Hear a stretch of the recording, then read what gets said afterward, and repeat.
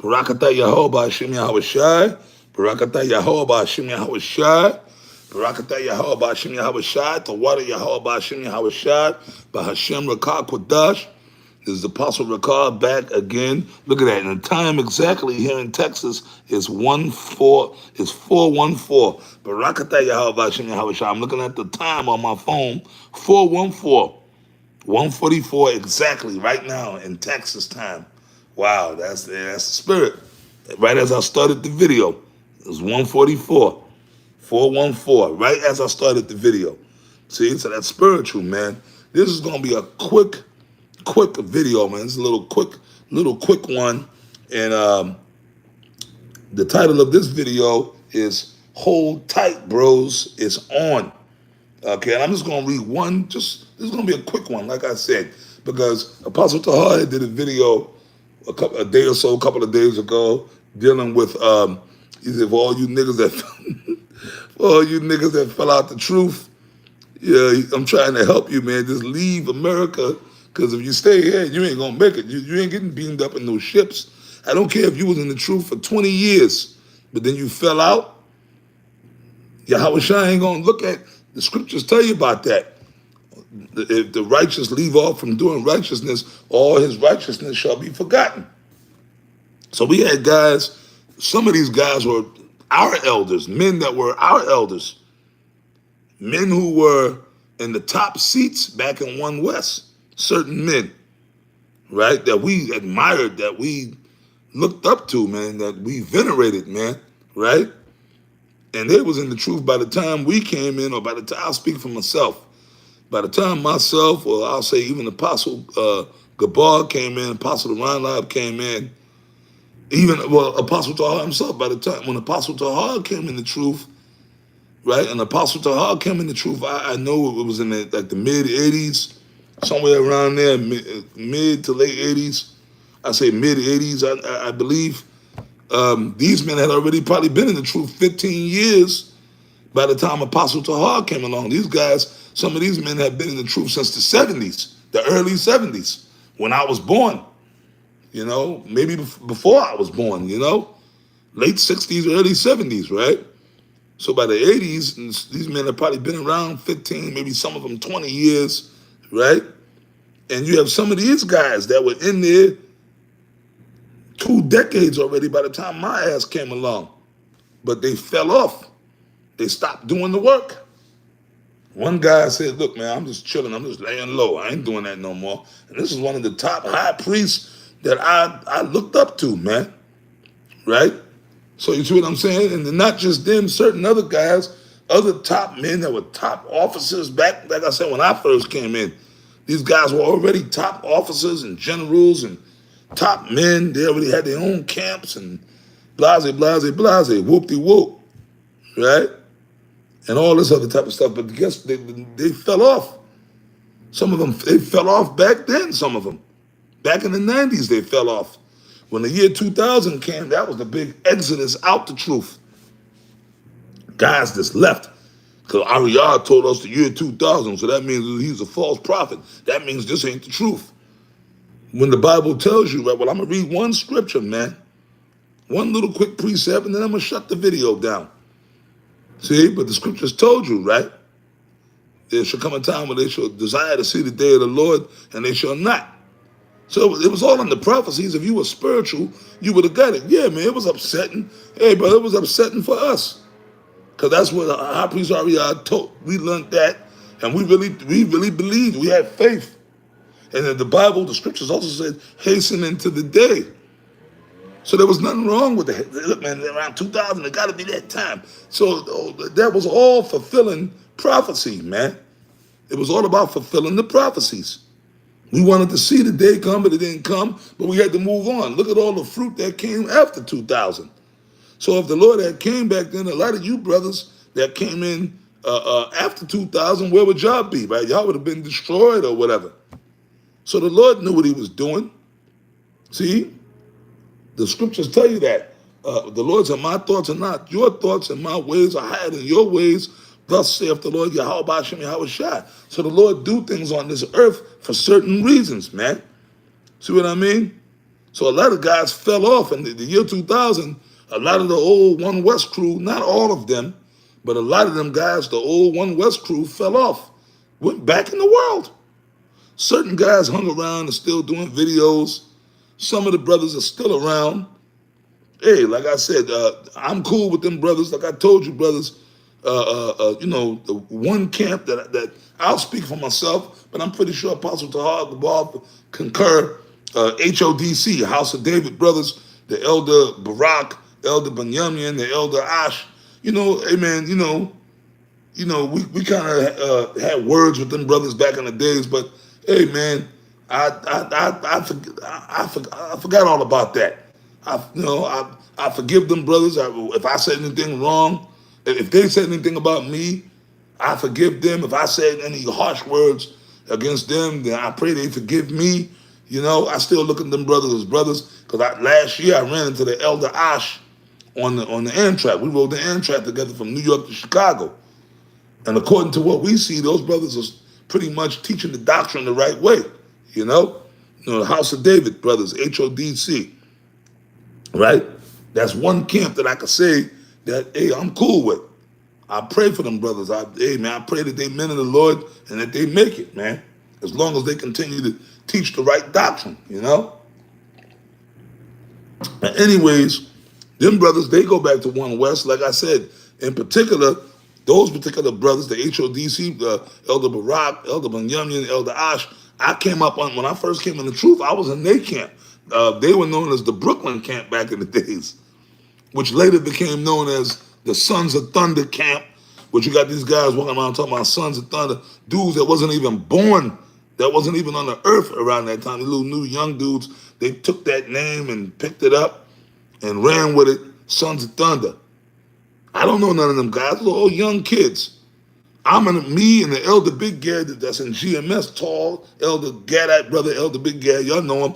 Me and him, if you want to be technical, me and him are two of the original, along with Elder Barak, Elder Benjamin, the Elder Ash, we're original members of the Sons of Thunder camp. But we was in the camp, when me and Elder Big Gad was in the camp, it wasn't even called Sons of Thunder yet.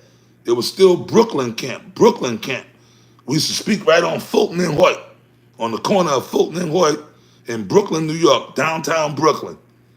Right there in front of Parade Shoes. And there was like a little record shop. There's a little record shop that used to be right there. Every Saturday, man, they used to play this one demonic gospel song. I'm coming up on the rough side of the mountain. They would do it on purpose, too. They would play other shit, but they kept playing that demonic gospel song. Any of you brothers that's from the old One West or that old camp that might be watching this, I know y'all gonna laugh. If you was there, you would remember exactly what I'm talking about. I was there, man. This is back in 1990, 91, 92. Okay? I'm coming up on the rough side of the mountain. I think it was a Mahalia Jackson song, demonic ass gospel song. They'll play that shit all day long just to fuck with us. In Parade Shoes on Saturdays, downtown Fulton and Hoyt.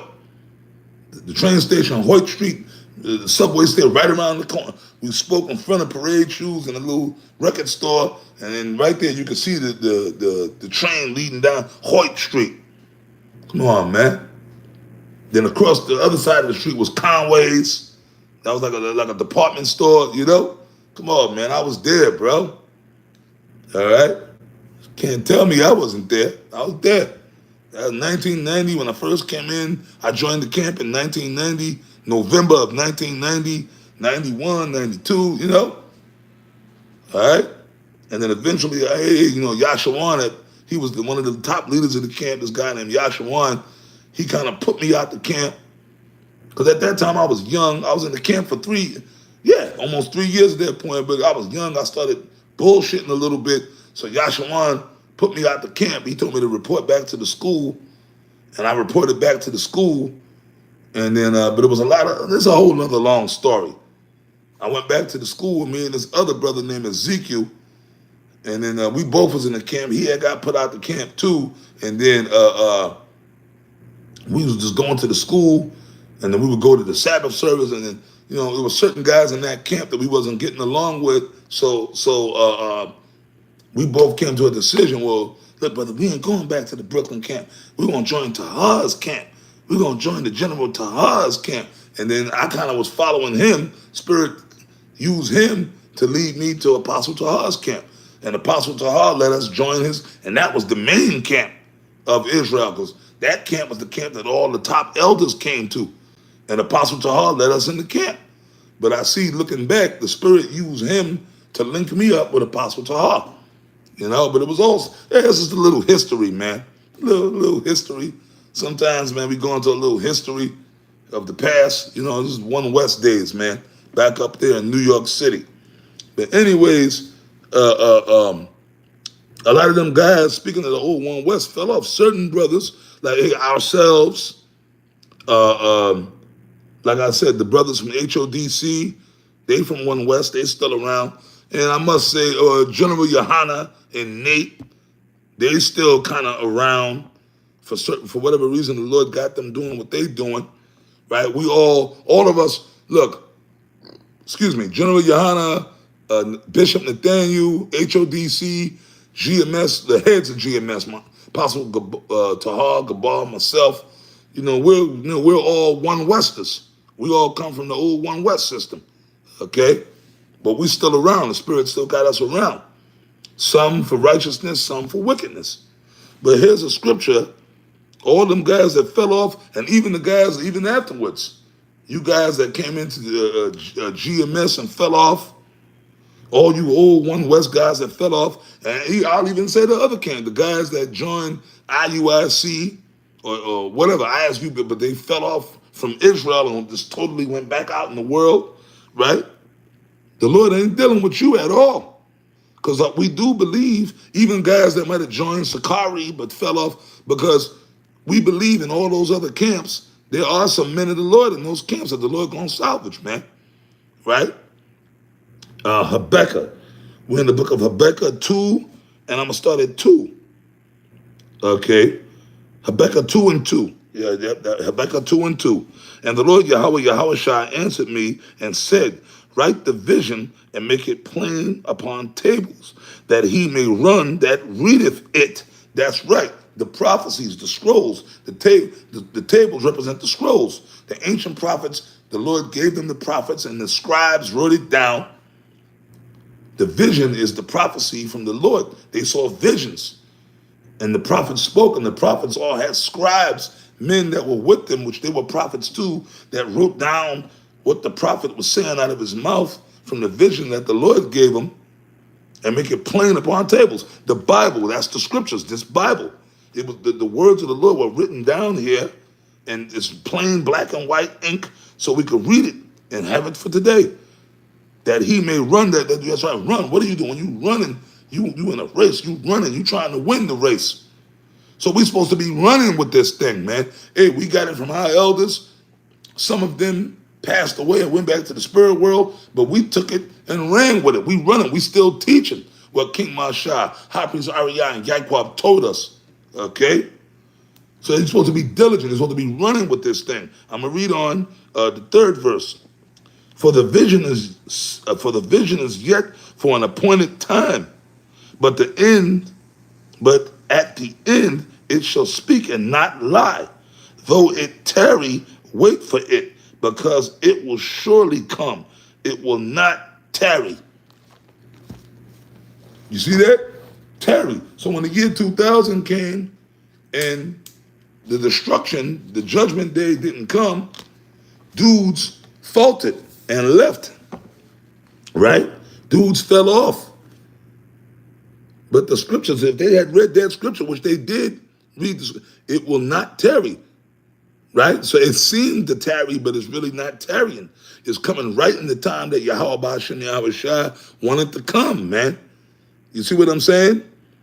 So this thing is for real. It's not a game, but dudes fell off. That was a lack of faith. That's why, once again, what did Yahweh Shai say? In Matthew's, right? But he that endureth unto the end, the very same shall be saved. So a lot of guys fell off because it did really not tarrying, but it seemed to tarry. Year 2000 came, it didn't come, so a lot of niggas went back in the world and fell out the truth.